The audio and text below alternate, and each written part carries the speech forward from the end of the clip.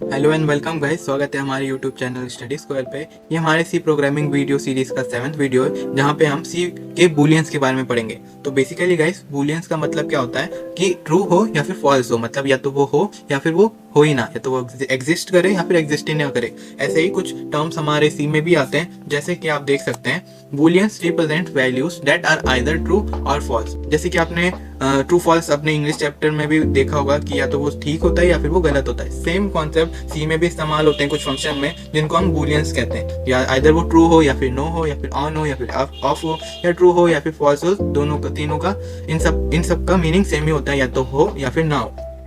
तो चलिए, इसके एक वेरिएबल टाइप्स भी होते हैं, उसको देख लेते हैं कि जो बूलियन टाइप होता है वो इंटीजर और कैरेक्टर डेटा टाइप की तरह नहीं होता।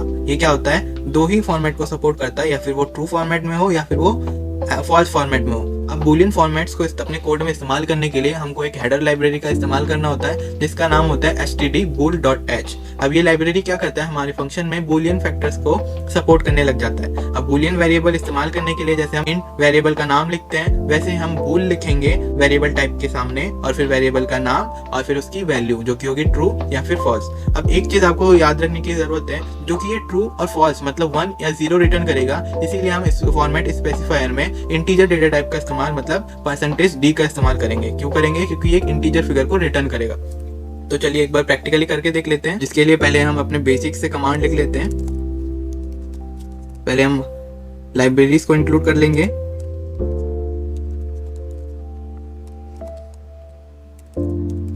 फिर इंट मेन, हमारा जो कि मेन फंक्शन होगा, उसको लिख लेते हैं। और उसके बूलियन हेडर फाइल को इस्तेमाल करने से पहले हम एक बार नॉर्मली इसको लिख के देख लेते हैं, क्या ये सपोर्ट करता है या फिर नहीं करता। वेरिएबल का नाम हम कुछ भी दे देते हैं, टर्न लिख देते हैं, इसकी वैल्यू हम ट्रू कर देते हैं, और फिर एक बूल और लिख देते हैं जिसको नॉट लिख देते हैं, और उसकी वैल्यू हम फॉल्स कर देते हैं।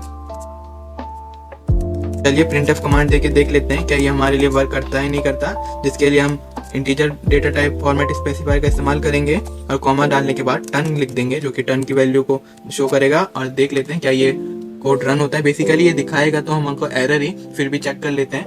देखिए एरर शो कर रहा है, क्यों, क्योंकि हमने बूल हेडर लाइब्रेरी को इंक्लूड नहीं किया। तो हम हेडर लाइब्रेरी को इंक्लूड करके देख लेते हैं उसके बाद ये काम करता है या नहीं।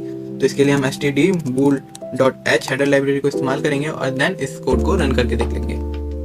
जी हाँ, ये वर्क कर रहा है, इसने 1 रिटर्न कर दिया, जो कि ट्रू वैल्यू होती है। अब इसको हम नोट करके भी देख लेते हैं क्या आउटपुट दिखाता है ये। देखिए 0, जो कि रन कर रहा है, हमारा कोड अब रन कर रहा है। तो आज के लिए इतना ही, मिलते हैं अगले वीडियो में।